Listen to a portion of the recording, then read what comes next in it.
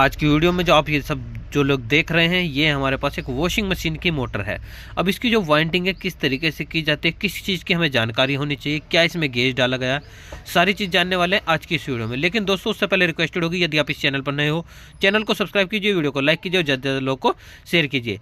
देखो दोस्तों, जैसे कि सबसे पहले आप यदि इस साइड से देखो तो आपको इसमें 4 कॉइल दिखाई दे रही है। 1 2 3 और 4 कॉइल ये है जो कि यहाँ स्टार्टिंग का काम करेगी, और 4 कॉइल ये होती है 1 2 3 और एक ये 4। ठीक है ना।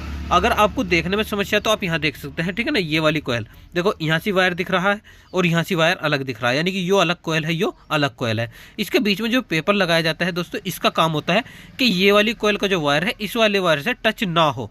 क्यों? यदि ये टच हो जाता है, ये आपकी कौन सी मोटर है तो दोस्तों, single phase capacitor run motor होती है। विदाउट कैपेसिटर ये वर्क नहीं करेगी। अब जब आप इसके कनेक्शन करते हो, इसके कनेक्शन की वीडियो पहले भी हमने आपको दिखाई है। यदि किसी को फिर भी कोई समस्या रह जाती है तो वो हमें बता सकता है कमेंट सेक्शन में, हम आपको कनेक्शन की वीडियो प्रॉपर तरीके से प्रोवाइड कर देंगे। अब जैसे कि 2 तार आपके स्टार्टिंग के हो गए, 2 तार आपके लोड के हो गए। ये लोड वाली कॉइल बोली जाती है, ये आपकी स्टार्टिंग वाली बोली जाती है। दोनों में से एक स्टार्टिंग का और एक लोड का, दोनों तार को एक साथ मिलाकर निकाल दिया जाता है, जो कि यहाँ से रेड वाला वायर है। ठीक है ना। ये जो रेड वाला वायर है, दोनों को मिलाकर निकाला गया है।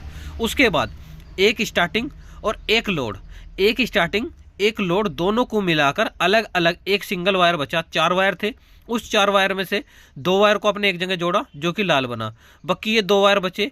इन 2 वायरों को आपको क्या करना है, उनमें दोनों में अपने सफ़ेद वाला वायर लगा दिए। अब इनमें से आपको ध्यान ये रखना है, इनमें से आपने लोड में कौन से वाला तार जोड़ा है, तो उसमें आपको एक पहचान करनी होगी। आप उसमें कोई भी एक पहचान कर सकते हैं, गांठ लगा सकते हैं या कोई पेपर लगा सकते हैं। इस तरीके से आप मतलब अपने अकॉर्डिंग, ठीक है ना, अकॉर्डिंग फॉर यू, जैसे आपको ठीक लगे।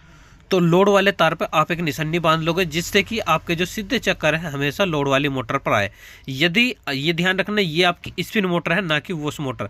अगर वॉश मोटर है, उसमें दोनों में सिमिलर ही गेज होता है। सिमिलर यानी कि ऊपर स्टार्टिंग में भी और लोड में भी सिमिलर गेज होता है, क्योंकि वो दोनों डायरेक्शन में काम करती है। ये आपकी स्पिन वाली है, तो यानी कि वन डायरेक्शनल में काम करती है। तो ध्यान रखना, इसमें आप गेज सेम डाल सकते हैं, लेकिन आप यदि गेज का एक नंबर आगे पीछे या ऊपर नीचे रखते हैं तो उससे इफेक्ट पड़ता है। क्यों? देखिए, जैसे ये वाला है, ये आपकी स्टार्टिंग है। स्टार्टिंग में लोड से अकॉर्डिंग टू 1 या 2 गेज कम रखना होता है। लेकिन यदि आपको प्रॉपर तरीके से पूरा लोड लेना है, आपको ये पहचान नहीं करनी कि कौन सी डायरेक्शन में चलनी है, वो स्पिन में भी काम करवा लो, आप वॉश में भी काम करवा लो, उसके लिए आपको सेम गेज रखना पड़ेगा। ठीक है। अब ये सेम गेज रखोगे, इसमें आप दोनों में क्या करोगे, कैपेसिटर वाले वायर जोड़ दोगे।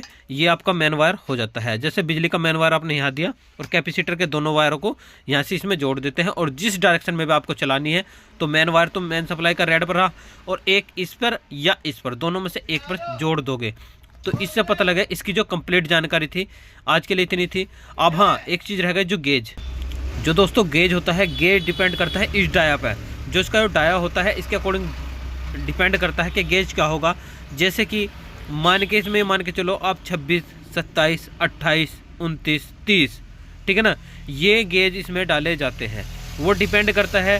सबसे बेस्ट तरीका होता है कि आपकी पुरानी मोटर खोली, उसमें जो गेज है आप वही गेज डाल दो, उतने ही टन के साथ। और इसकी जो वाइंडिंग है रही, यानी कि दूध बिलोनी की अकॉर्डिंग की जाती है, सिंगल लेयर और डबल लेयर। तो आज के लिए इतना ही रखेंगे।